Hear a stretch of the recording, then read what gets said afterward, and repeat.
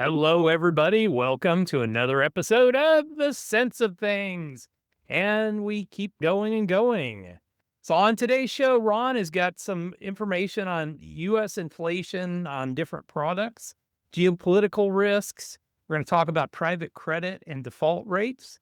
I've got a little bit of some economic indicators like leading economic indicators and the JOLTS numbers that we'll go over, just get a picture of where the economy is and where the markets are going. So stay tuned. We'll be right back on in just a second.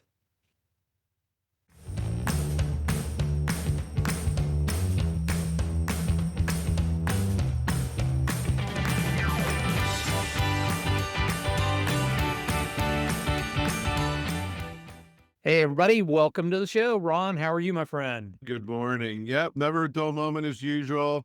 I think we're headed lower. I've been saying that for a couple of weeks now.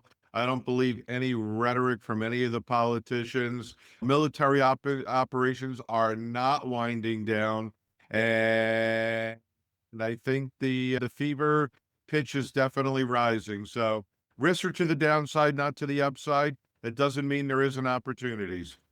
Yeah.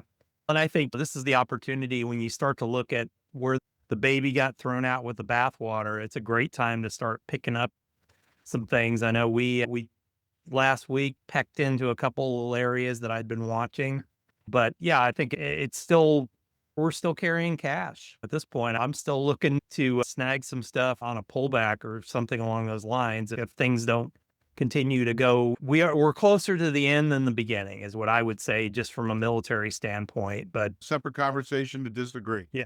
Nothing has ever ended quickly in the Middle East, ever. No, Ever. no, nothing. Yeah, because I mean, you're still going to have the crazy wackadoodles that are still, unfortunately, the crazy wackadoodles are still in charge, and they keep trying to play the same game that they've always played. Oh, yeah, we'll tell you one thing and do the exact opposite. And I loved this morning I saw something, the demands that Iran has, and okay, no more bombing, no more sanctions, and you have to all the U.S. military presence out of the Middle East, and we want to have control of the Straits of Hormuz, and you have to pay us. No. First of all, the last one, Iran will die Yeah, before they give up their control over the Strait of Hormuz because they know without that they have nothing. they've no, yeah, Let's there are leave people. it at that. So that's why I know this is not going to end quickly. And if we bomb their oil refineries, oil's going to go to 200. Mm. So this is not going to end quickly. Military operations are not winding down. It's going to get worse before it gets better. We could disagree. That's a conversation and a podcast for a different time. Absolutely. All right, what happened in history? All right. All right. We not a lot, but a couple of interesting things. Okay. 1929, Herbert Hoover has telephone installed in Oval Office just in Nice. time for a market crash. A telephone and a ticker tape that just went. Oh, I'm sure the ticker tape was already there, but yeah, interesting because people started getting the telephones 10, 15 years before. You figured they would have been not necessarily ahead of the curve, but At least on a little bit par rise. timing, yeah. 1939, first NCAA basketball tournament is held. University of Oregon defeats the Safety school of the Midwest. you know what? I wanted to see what the score was. The score was probably like 38-33 or something. I don't know. Yeah, exactly. The way they used to do it with the set shots, it was unchallenged. It was so funny looking at video back then. Oh, I know. And just how slow 100 points every yeah, game. that and just how slow the game moved. It was just, you watched and it was literally like watching people run through honey. It's like watching almost a soccer match evolve. No, we're going to be strategic and no, they're fast break, no such thing. No alley, no dunking, no dunking, no 3-pointers. no dunking at all. So 1953, Dr. Jonas Salk announces polio vaccine. nice. I thought it was earlier than that, but that sounds about right. Now, 1950s, yeah, and there was like a massive kind of outbreak of measles or of polio leading up to that. We're watching something about the history of Mary Berry. If you're a cook, you understand who she is, but she was down for 6 to 8 months with polio when she was relatively young, when she was probably in her like early eight, like 18, 19 years old or so. Yeah. Elvis Presley, 1958, is inducted into the U.S. Yep. Army, and this was fixed. You Yep. know that government didn't like Elvis Presley, and somehow his number came up and he went in, and they were disappointed when he didn't want to be part of their entertainment group. He Yeah. wasn't going to give in. No. Listen, he was only 23 at the time. Yep. I give him all the props in the world. I do too. And he was, yeah, I'm serving as a soldier. I'm going to be a tanker, and that's it. I thought that impressed the hell out of me because he was a massive patriot. And okay, if I'm going to serve like everybody else. That was fixed by the government. Yeah.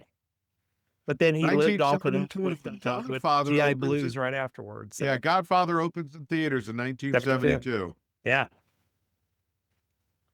1979, Eric Clapton marries Patty Boyd. Who was Patty Boyd married to before Eric Clapton? No idea. George Mick Jagger. Harrison. George Harrison. Okay. And That's Eric just- Clapton and George Harrison refer to themselves as husbands-in-law. Yeah. And actually, the reason why Patty Boyd left George Harrison was because of his depression and drug use. Why did she leave Eric Clapton? Because of his depression and heroin. Depression and drug use. Yeah, they're basically the same guy, just two different bands, basically. And what movie did she make a cameo appearance in? No clue. I couldn't even tell you who she is. Oh, 1964, Hard Day's Night. That's how she met George Harrison. Of course. 1983, first heart Oh. transplant patient dies. His name was Barney Clark after 112 days. Yeah. 1998, the FDA approves Viagra. I remember that. I Healthy remember it. blood flow. I remember hearing about it, and I'm like, had I just thought to invest in because I forget Pfizer. Pfizer. If I'd have thought to just throw some money in Pfizer at that point, life would have been great. Yeah. What can I tell you? There's a lot more to say. Yeah. 2008, Heaven's Gate. I remember this very well. Yep. Cult members found dead outside of San Diego by Mhm. Marshall Applewhite. And if you look at pictures of this guy, this Jim Jones looked like a cult leader. This guy looked like a psychopath. He was a wackadoo. But yeah, it's just amazing how lost people will just follow just about anybody. You look at David Koresh, same thing. He looked like a hippie. He didn't really look like a cult leader. Yeah, but true. Yeah. Jim Jones definitely looked like a cult leader. He had that, yeah. Yeah, that was Koresh was in Waco. That was near you somewhere, right? Yep, between us and Dallas, in between. So here we go. So just obviously these things will become out of date pretty soon. But U.S. by U.S. inflation by product type, beef and veal. I got to tell you, I'm not a huge steak eater anymore, but I like a good steak barbecue. Holy crap! I could not believe the price, just even of hamburger meat. It was insane. Car maintenance and repair. I didn't see that. I didn't see that much with home insurance. I'm not a tobacco person.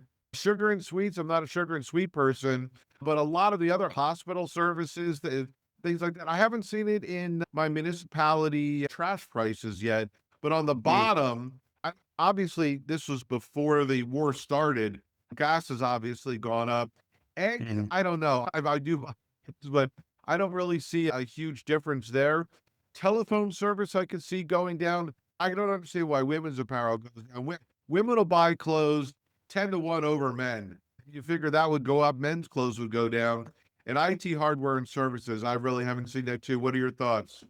Yeah, I think just with the IT hardware and all that, it's moving so fast that the existing stuff just keeps going down in price. The new stuff is up significantly. Yeah, I look at beef. The beef one is probably the one that I notice most because we do like a nice steak on the weekends. And man, I have to think twice about it when we're buying something now because it's holy crap, a decent steak. We'll buy ours at Costco because we can get them for a lot less. But man, you go to the grocery store and try and buy a steak and it's $25 for a friggin' steak. You know, I'm sorry, I'm not going to do it. It's a fish eater too, salmon, other stuff. It's relatively held, but the beef, that's brewing. And that's been going up for a while. This isn't just recently. Yeah, that's an issue. That's really more of a supply issue than anything. It's just we got behind over the last 5 years ish. They got behind. It was you had a lot of drought and stuff like that, and it just okay. They can't raise the cows, or they can't raise as many of them, and that just hits us across the board. I don't see that going down anytime soon at this point. And of course, with diesel fuel up, that costs money across the board and everything else. So I think I would venture to say food costs are going to go up a little bit with this conflict going on over there. No, no doubt about it. No, they're talking about that because of wheat shortages Yep. and other things. Okay. But yeah, the largest or producer in the world is Ukraine. Yeah. We've dealt with that for 4 years as it is. Yeah, so here we go. B of A did a survey of fund managers. Biggest geopolitical risk. Look, I know this is pretty freaking obvious, but geopolitical conflict is now off the charts. I don't know how it wasn't higher earlier. Inflation obviously is an issue. I can't believe that they're actually potentially talking about a Fed rate hike. I don't know why we would necessarily need to lower rates at the moment, Mm, but to raise them, that would be interesting. it would be insane. Yeah, Yeah, and I there's have no another reason. chart here on private credit, so we'll have to talk about that. What are your thoughts? Yeah, and I think honestly, I think the private credit side is becoming a bigger and bigger risk at this point. Hang on. I'll tell you, with Um, private credit, I'm still trying to understand it.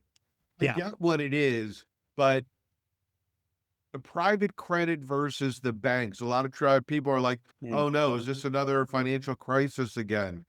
Different, but it smells Yeah. the same.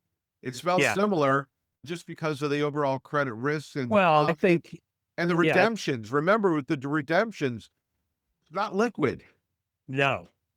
No, and it's not, and people can start to demand it, and that's where these are not regulated in a lot of cases. It's a shadow banking system that's out there, and these things a lot of times are set to higher interest rates and stuff like that. So as companies struggle a little bit, I think the biggest area that really has gotten hurt is the software area because of the threat of AI. And yes, it's a threat of like these software companies aren't going to figure out how to use AI, but I think it's another case of throw the baby out with the bathwater, which then starts to affect downhill the private credit side. Yeah. I think the good part about all of this is our banks are very healthy. Part of the issue with private credit is we tightened up the banks so much that they weren't able to lend. And so you had this kind of shadow banking world show up. I remember both getting things from the Bureau of Labor Statistics and things like that. Somehow got into this group where they surveyed me as a business owner.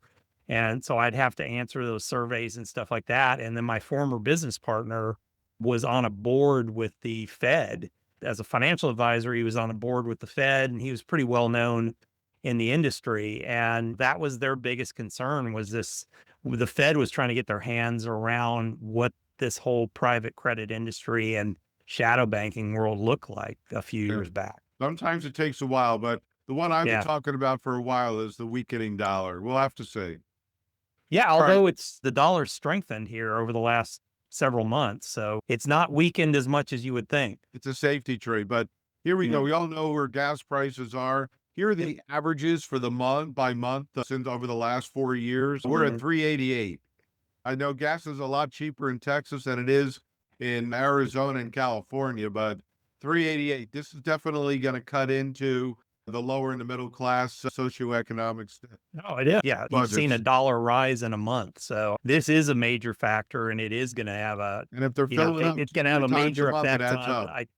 I think what you're gonna cover next, it's definitely gonna talk a little bit about the defaults and stuff like that too, is man, all of a sudden you see that much of a move in fuel prices. It's a big deal.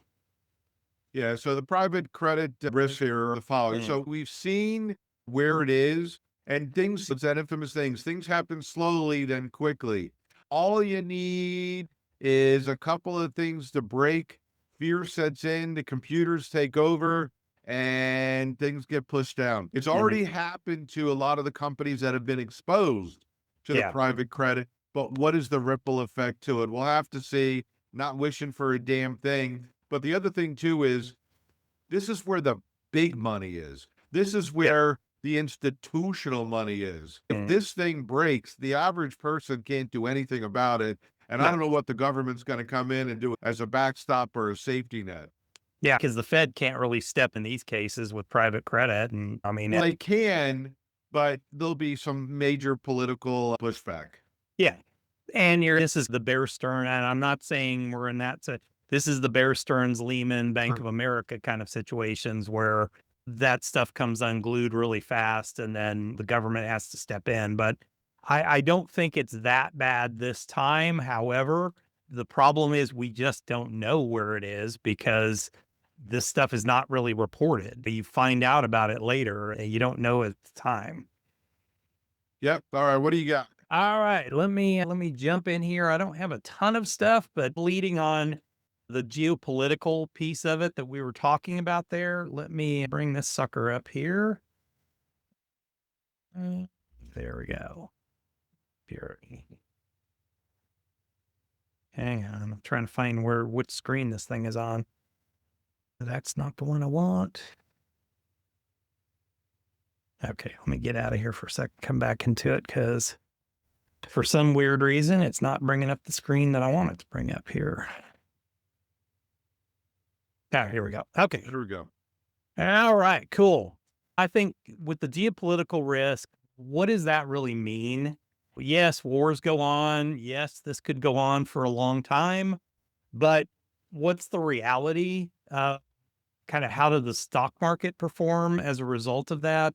If you look at everything from World War II through the Afghanistan war, 3 months before, in a lot of cases, interestingly enough, we were seeing the market pull back a little bit early on in February, even before we got involved in this. The market had started off the year good and then stumbled a little bit. So, interestingly enough, follows the history, especially in modern war. The Gulf War was interesting because 3 months before it was actually up pretty significantly and then got whacked at the beginning of the war. And then afterwards, things mellowed out.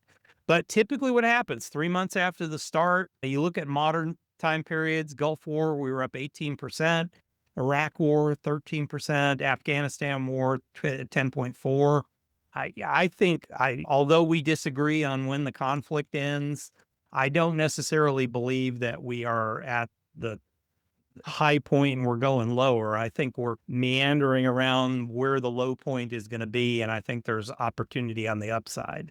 That's personally, in my point of view, it's why I've been keeping some cash on the sidelines because I'm starting to go shopping for things that have really gotten whacked during this time period that I There's like to definitely invest in. things selling at a discount, not a steep Yep. discount, but a discount. Yeah. Yeah. And there's some areas really that have gotten whacked hard that I like to invest in that I'm just holding off for right now, but I will start to dip my toe back into them.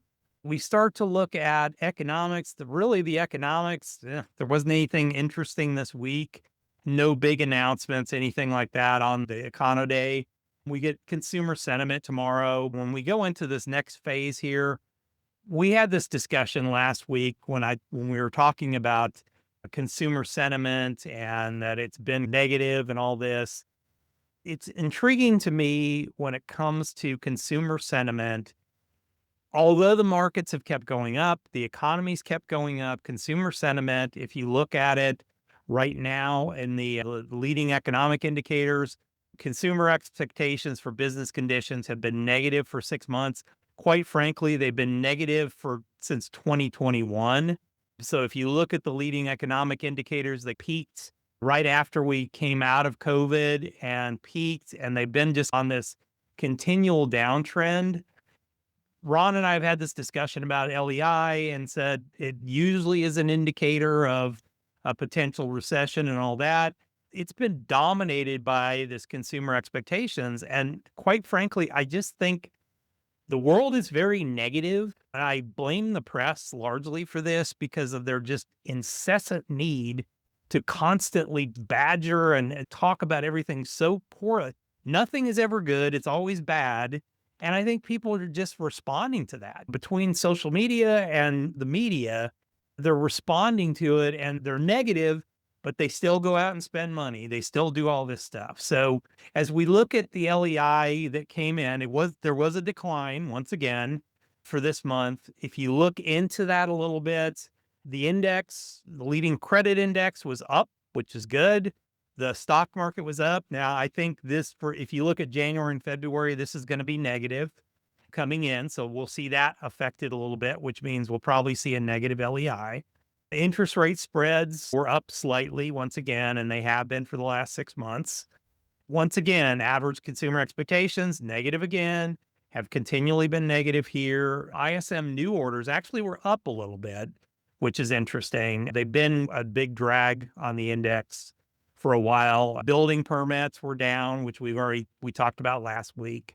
Average weekly hours are up, and they've been consistent there. New orders, manufacturing were down. Manufacturing, new orders, consumer goods, and then non-defense capital goods were both down. Average weekly initial claims or unemployment insurance up slightly, nothing big, and we've really not seen much of a change beyond that normal kind of 200,000 number. If you look at the index, the recession signals, we haven't really seen anything since August that even signaled a potential recession. It popped back up right after that. So, What's once amazing, again, it's yeah, hovering. yeah, it just it keeps going around that time period, but it's really not done much when it comes to that. And interesting to see we're at that same level we were at right before the pandemic hit and the world's shortest recession, but we're just So we hovering. were on our way to a recession out of Yeah, 2019 within yeah, a couple of years. We didn't hit it because of we didn't hit it in 2022, 2023 because of all the money flooding the yep, market. It kept the economy going, but we're sure, hovering. Notice that it's not trending up. yep. Yeah, but it's trending like it usually does. It just meanders around, although we're just at It's that. not, Yeah, but it's not trending up as far as no, showing consistent growth rate, whether it's meandering or not. It's meandering around. We got there's the leading indicators are going nowhere. yeah, yeah. Like I said, I think part of it is this issue. I don't know if the weighting of this issue is causing it to not give us good signals or whatever, but yeah, it is what it is. It's the number that we have to work with. JOLTS numbers, job openings and labor turnover survey. This is one we follow on a somewhat regular basis when we remember to. It peaked way back here in the midst at the top end of the pandemic, and this is that time period. I always say this was the open jobs everywhere. You had signs on every building saying jobs open, and nobody wanted to go back to work because they were getting paid by the government to not work. And the job openings have just continued to meander downward. I think part of this is a little bit of cautiousness from companies out there. But quite frankly, if you look at history, we're at 69.46 right now. Pretty much that's 2017 to 2018 numbers. We're at about the normal that we are. We're usually in that between 6,500 and 7,000 range, and we're normal there. So it's not anything that I would look at and go, oh my God, this is something different. It's the trend we've been on is that, like I said, 6,500 to 7,000 number when it comes to that. And maybe this is where we kind of settle in and just putt along like we've been putting along. I don't personally think there's a lot of job growth that is going to happen for a while, because if we have more job growth in the manufacturing sector or anything like that, that's years down the road because we got to build the factories and we've got to build that ecosystem. The job growth right now, I think, is going to be in the construction fields and things along those lines. I would foresee a little bit less job growth in the, let's say, technology spaces because of AI.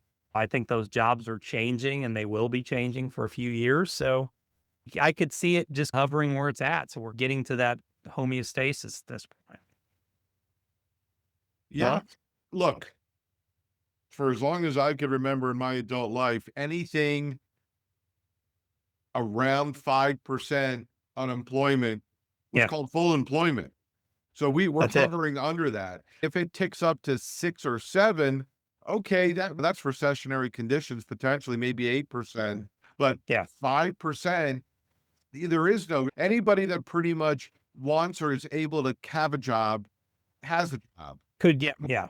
Look, there's a ton of lazy people. There's a lot of people sucking off the government teat. There's a ton of Yeah, people. there is some legitimate, okay, jobs in the coding area and stuff like that are being replaced. You've got to upskill or change your skill sets at that point. Yeah, Or but a lot transfer of them. these companies are laying people off and then saying, okay, now, we're going to give you time to find a different job doing something different inside of our company, not just laying them off and getting rid of them. The problem is, look, we all know that labor costs are the number one input Yeah, cost into running a business. And if you could do more with less, you're going to do it to yeah, increase the bottom line. And sure. that's just simple math. But the other part to that too is there's a lot of people not running businesses. There's a lot of people that are cogs in the wheel and they're Yep. happy checking in and they're happy clocking out at the end of the day. Those are the ones that are the most vulnerable. And it's not the Hmm. business's fault if they find productivity. And we could talk about this for Yeah. hours. Look, that's what happened to the auto industry. Yes, it Mhm. was a lot better, safer, and faster to use machines than 10 people to put a wheel on or whatever it That's was. exactly, yeah. Yeah. And I mean, Even that's, somebody going like this on a wheel from 12 to 3 with a wrench, we have a machine to do that now. yeah. Yeah, and we could, one, people don't get hurt when we use machines to do a lot of the heavy lifting and things like that, and I think a lot of the, yeah, this kind of belief, which I think is somewhat this belief, I think, from the working folks, and I think our president sometimes, that we're going to have all these jobs created by manufacturing. Yeah, there's going to be more manufacturing. I don't necessarily know if there's going to be more jobs as a result of that, because if I'm building a factory today, I sure as crap am not going to build a factory where it's mostly humans doing the work. I'm going to build a factory where I can be as efficient as possible. I can have machines do it. And quite frankly, I think we're probably about 10 to 20 years away from a large portion of our manufacturing done by robots. Absolutely. Look, it's great that you want to bring back manufacturing here, but we all know that it's the input cost on why they left in the first place. Yep. Number one, and Yep. not to get into it, but the unions were at fault with a lot of that. But not, and it wasn't necessarily the inefficiency of the business. No, It's the input costs, the labor costs are the most expensive. So you could bring back manufacturing. If they're going to be more efficient, they're not going to need as many people as they did when they left. absolutely. No, like I said, I was watching a video the other day with one of Elon's robots. And good Lord, you've seen those ones from Japan where they're just stumbling around and all that. This one was doing a dance and did a backflip and everything else. And I'm like, that, Getting yeah, they're getting to the point where they're pretty amazing. Elon's building an entire another factory here in Austin just for computer chips because he can't get enough of them from everywhere else in typical Elon fashion. Crap, if I can't get them, I'll just build them myself then at this right. point. Well, the problem is when will they be cost effective enough to be like a computer in every Yeah. home? Yeah. Who knows? Yeah, it's gonna be an industry first. The days of us being the Jetsons and having Rosie the robot take care of it, that's a few years down the road, but I can clearly see you see it with Amazon, with their robotics program. The majority of those jobs were humans were actually grabbing things, walking them over, putting them on a thing. None of that happens in these Amazon facilities anymore. It's all done by robots. The humans are only at the end to check it and make sure that it's the right stuff going out, which I'm not even sure that's as efficient as it could be. I agree. All So, right. all right. Thanks everybody for joining us once again. Hopefully you enjoyed this. Let us know, give us a comment and subscribe to the channel so we can take good care of you and give you all these things every week. So thanks a lot and we'll see you guys back here the very next time.